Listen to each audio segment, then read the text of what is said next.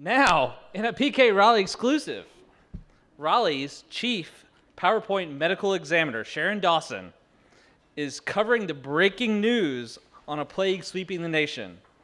Gather your family close, because you won't want to miss learning how to cure the infection known as death by PowerPoint.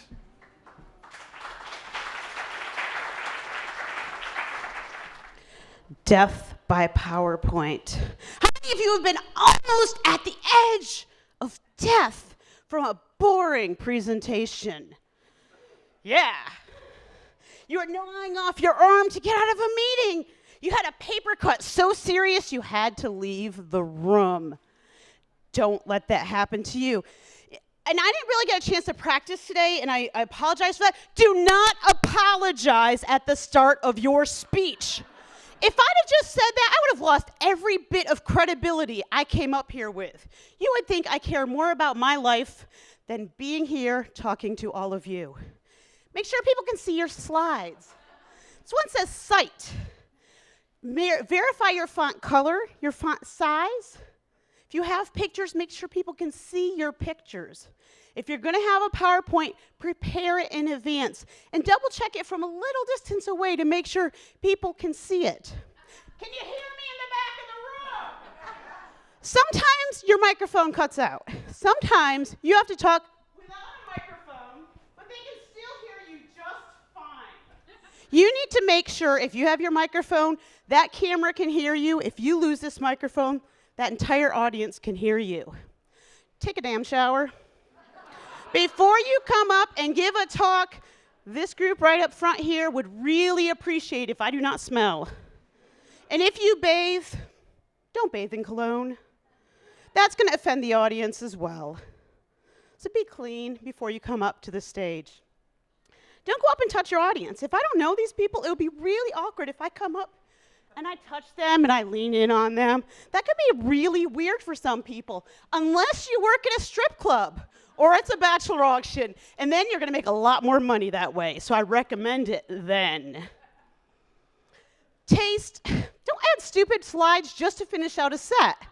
I have no point about taste here. I put in taste because I wanted to talk about all 5 senses. So I put in a slide about taste. So taste. Taste. Yeah. Make sure slide number 9, order.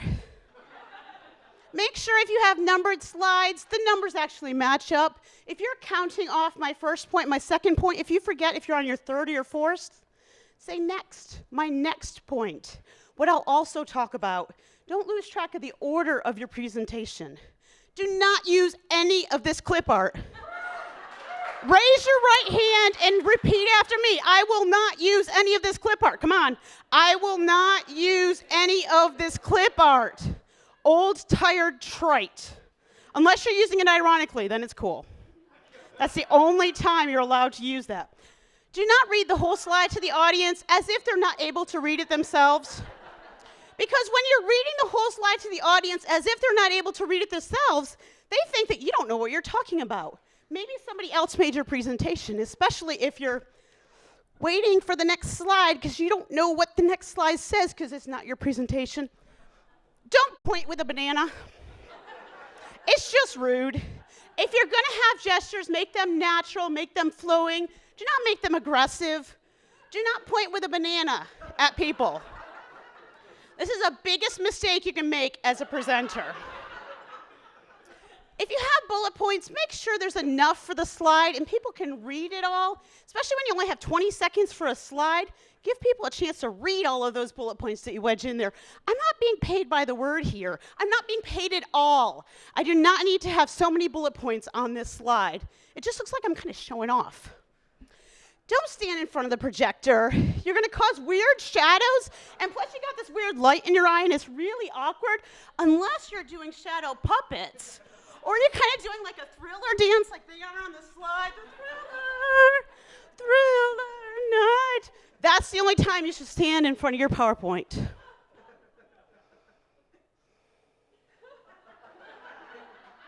Pausing. Occasionally stop, pause, take a breath. Everyone will be waiting for your next word because you're pausing. They're waiting what you're going to say next. Just because there are many fonts does not mean you should use all the fonts, all the colors, all the sizes in one slide. PowerPoint made these things called templates. There's a reason for PowerPoint templates. Use them. Abide by them. This is very distracting. People do not like to see this in a slide. Speaking of things you don't like to see, this graph is maybe a little too large for you guys to understand. So this maroon line represents Pechacucha. This maroon line represents the Architect Bar. This blue line here represents peace. Sometimes you get nervous and you forget what you're going to say. Notes. There's ways to have notes such as right here. If I were to have notes right here, none of you guys would even know I had notes. If you forget what you're going to say, you think you need notes, you can have a friend prompting you from the back. So make sure you're prepared. Don't put the audience to sleep. Wake them up with your voice. Or throw something at them, but don't throw a banana. That's rude.